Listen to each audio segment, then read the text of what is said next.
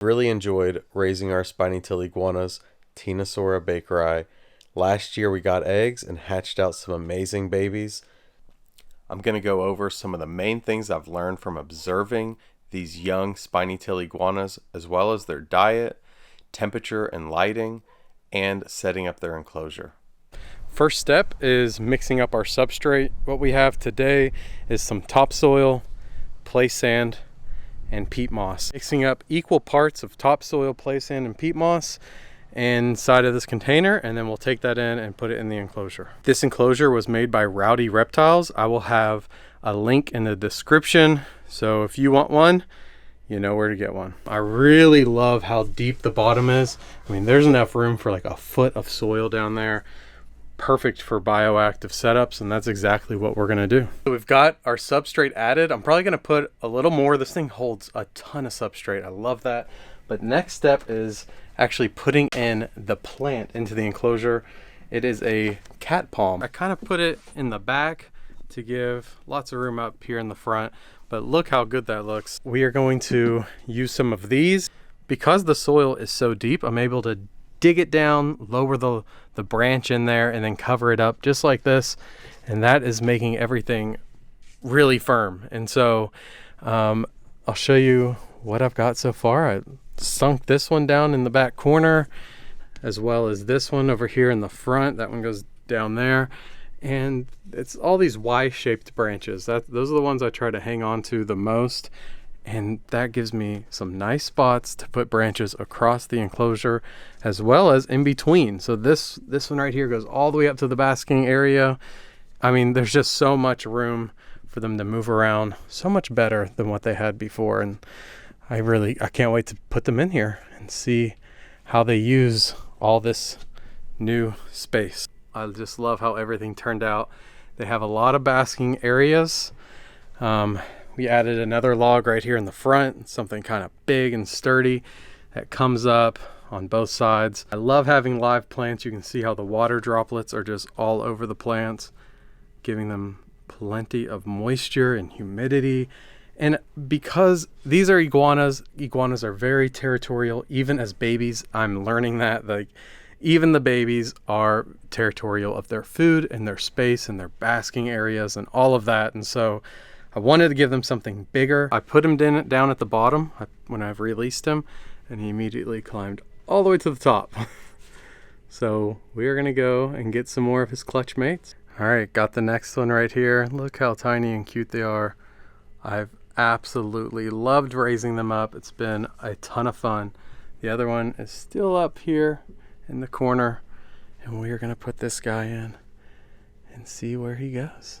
Right now he's just chilling. Look at this guy jumping around. I love to see my animals thriving and happy and enriched, and this enclosure is very enriching to them. So much to see and explore, and we're going to make it bioactive and have little isopods and crickets and all types of things just running around here. I don't know how I did it, but I managed to grab two. These guys are pretty quick, even though this one's still just chilling right there. Let's go ahead and plop them in and see how they do in their new enclosure. And look at this guy. Just his little head peeking over the edge.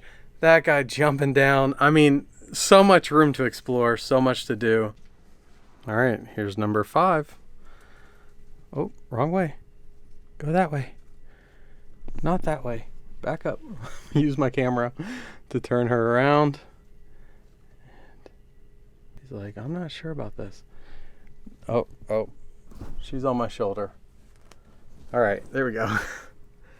Oh, no, that's, she's back on my shoulder. And hopefully we don't get an escapee. Okay, there we go. What the, go in your enclosure. I'm gonna nudge you. There we go. All right, that one was a little tricky, but we got her. Look, he's up top. See him head bobbing? Don't even start, dude. Don't even start. That is pretty funny. I love these little guys and all of their behavior that they do, communicating with each other, head bobbing. He's pretty much saying, hey, this is my spot up here. Just letting everybody know. But there's lots of spots to bask, and hopefully they make it work. All right, we got one of them out. Look how beautiful. There you go. He's ready to get in there. And I've been watching them climbing all around. All right, we got the last one here. Here we go. Boom.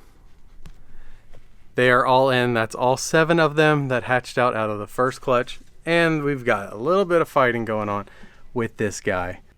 I love it though. I don't like the fighting, but I also just love all the natural behavior I get to see them do at such a young age. And now I'm just gonna be sitting here chilling and watching these little Bakeri spiny-tailed iguanas explore their enclosure and probably boss each other around a little bit. Oh, he chased them down. And a lot of this is pretty normal. Like, iguanas are just this way. Whoa, took a leap. They are just this way. So I just try to set the enclosure up to where there's lots of different areas that they want to be, as long as some of that fighting doesn't get any more intense than it is now and everything kind of goes back to normal, then I won't have to add any more basking areas or anything like that. But you know, this is my first time producing these guys, and so I am just learning along the way. And really, there's not a ton of resources out there. There's some, and I've read a lot of them, but I'm just, look at him head bobbing at the top. But I'm really just experimenting and observing and changing things as I need to. Okay, so it's actually late at night right now. I wanted to check on the Bakeri. This is all part of, like, whenever I'm observing something in an enclosure, I like to see where it's at night, because I didn't provide any hides, and I'm wondering if I want to do that. And so I'm coming in here. We can see one. Oh, did you guys see that? There's one right there.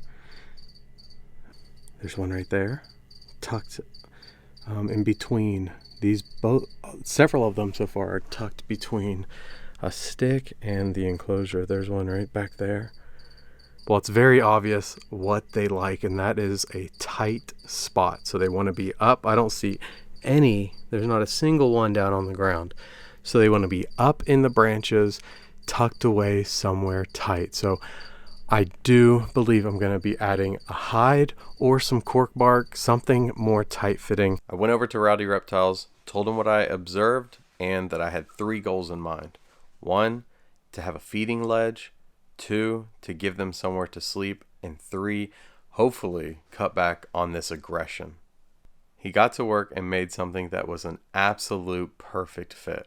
And you can see from this time lapse, the feeding ledge is working perfectly, and ever since we added the hide, there has been no aggression, even during feeding times like right now. So we can see them down there. I actually just put the stick in here, but they are using this hide. We've got some moss down in there. I might add some more. But yeah, they love this hide, and this hide stays right around 80 degrees. And then it cools off. It's like 80 to 85 during the day, and it cools off to about 80 at night. For the baby spiny-tailed iguanas, as a staple diet, we are feeding them spring mix, blueberries, bell peppers, carrots, and grub pie. This is something that they get daily. We also like to feed the Bakeri different insects like mealworms, crickets, dubias, as well as other fruits and vegetables. For lighting, I went with this ultra bright LED, and I went with the Mega Ray bulb for heat and UVB. So I'll have both of the bulbs linked down in the description. They are loving their enclosure, and a lot of them are back inside the hide. Look, I mean, they use it. They are in that hide quite a bit, actually. All the Bakeri have been doing amazing in this setup. I took a while with this video because I wanted to make sure that I'm putting good information out there. But I'm seriously, all the babies have taken off in growth. They are doing incredible. Here's one back here. A bunch of them just ran into the hide, but we are going to get the temperatures really quickly. All the way on top of that log, the hottest point is about 120. They don't really go up here. I see them on the sides a lot, which is, I saw, 105, 110, 111 right there. And so that's how hot it is, about 110 at the hottest point. And then, you know, all these logs are 90s all around the whole. And this is the surface temperature that we're getting. You know, we're getting 100 back there. You know, it's pretty hot on the black surface, 110, 117 on the ledge. Oh, I didn't realize it was going to be that high there.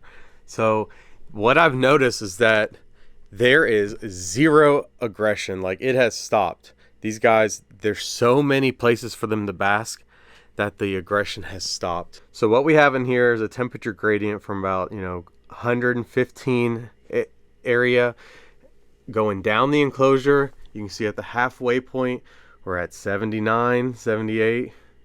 And then if we go down even further, it drops a little bit more, down to 76. Basking surface temperature, 115 to 90. I like to give options. Owning and breeding these critically endangered spiny-tailed iguanas is a dream come true for me. Let me know what you guys think about this video, and if you have anything to add, feel free to do so down in the comments below. We have baby Bakeri iguanas for sale right now, so if you head on over to our website, link is in the description, www.rosecityreptilestx.com. You guys can go check them out. Thanks for watching, and I'll see you in the next one.